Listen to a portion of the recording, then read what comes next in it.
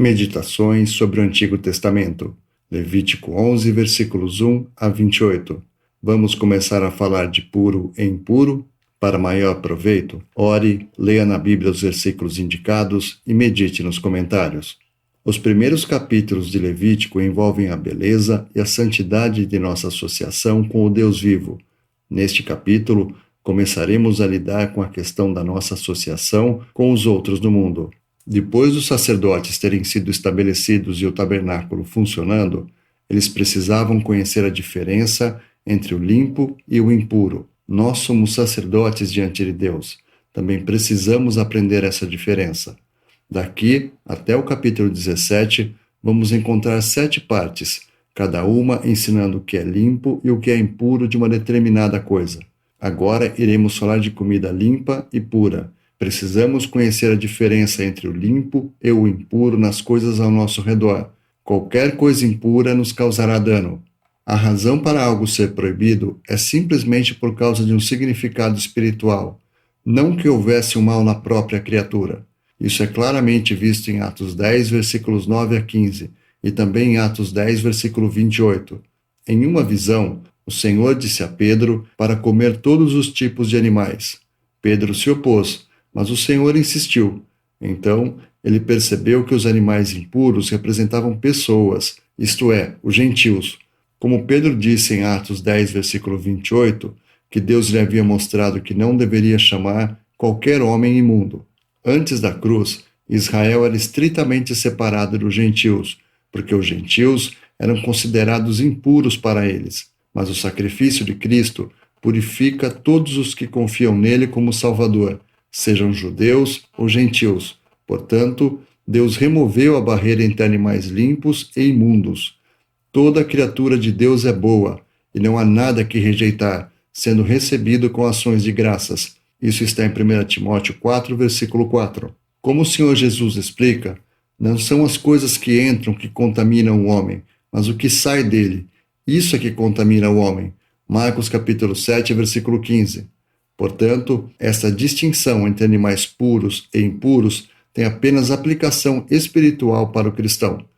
4 grupos de animais são considerados neste capítulo: quadrúpedes, peixes, aves e répteis. Para ser considerado limpo, o primeiro grupo tinha que combinar 2 condições: ruminar e ter o casco fendido. A pureza do crente depende do modo como ele se alimenta, estudo da palavra, e do modo como ele anda, obediência à palavra. Indo um pouco além nestas 2 características, unhas fendidas, casco dividido e ruminar, versículo 3, as unhas fendidas permitem que o animal ande pela lama sem atolar nela. Assim, nossa comunhão não é com aqueles que estão ocupados em sua caminhada pelos assuntos desta vida, mas com aqueles que são dependentes da graça divina para suportá-los através do mundo, pois o item 2, ruminar, fala de dependência em vez de autossuficiência, como o item 1 pode dar a entender. Ruminar é típico do caráter da meditação, tomar tempo para digerir a verdade da palavra de Deus. Assim como os cascos indicam a caminhada através do mundo, ruminar fala da preocupação com a honra de Deus. Estas 2 características tornam o animal puro. Entre os exemplos dados temos o camelo.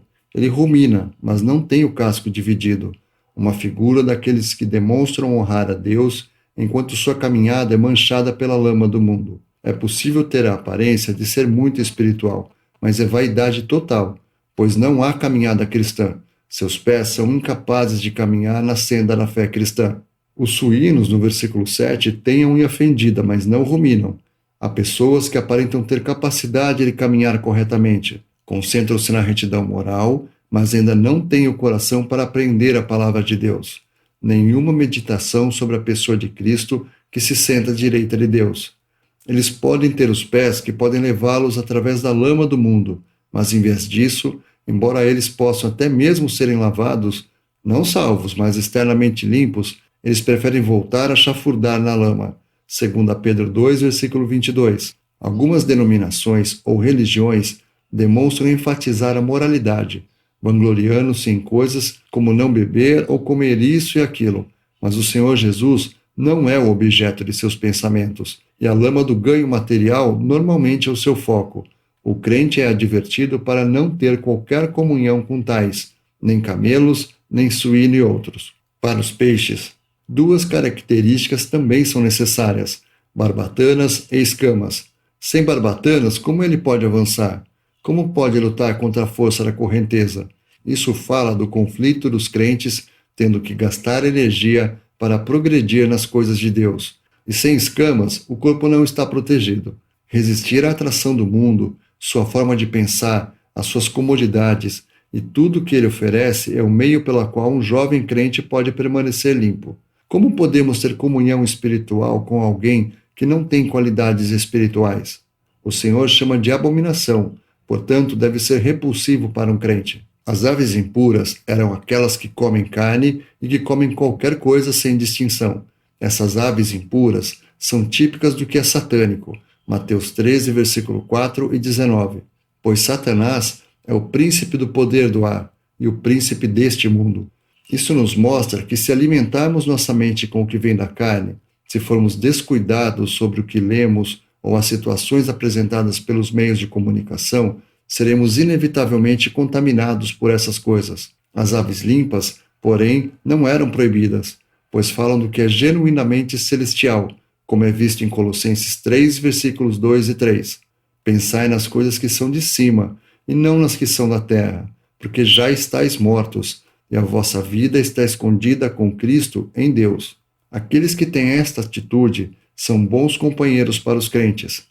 Há certas aves que são típicas do Senhor Jesus, algumas inclusive usadas nas ofertas, como em Levítico 1, versículos 14 a 17, rolinhas ou pombos. No batismo do Senhor Jesus, nos é dito que ele viu o Espírito de Deus descendo como pomba e vindo sobre ele. Mateus 3, versículo 16.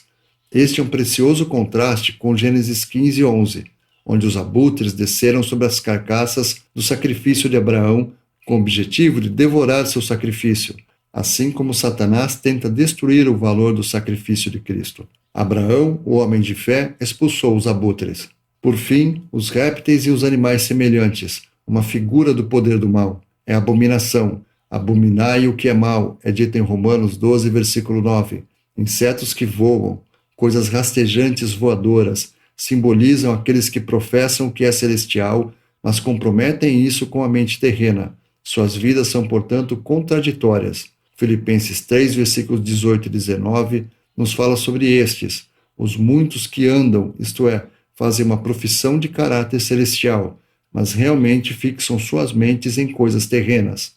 O crente não deve ter comunhão com estes. No entanto, se o inseto tinha pernas articuladas, com os quais podia saltar sobre a terra, isso era permitido como alimento, pois embora tivesse contato com a terra, pode saltar acima do nível da terra, uma figura da fé, que se eleva acima das circunstâncias.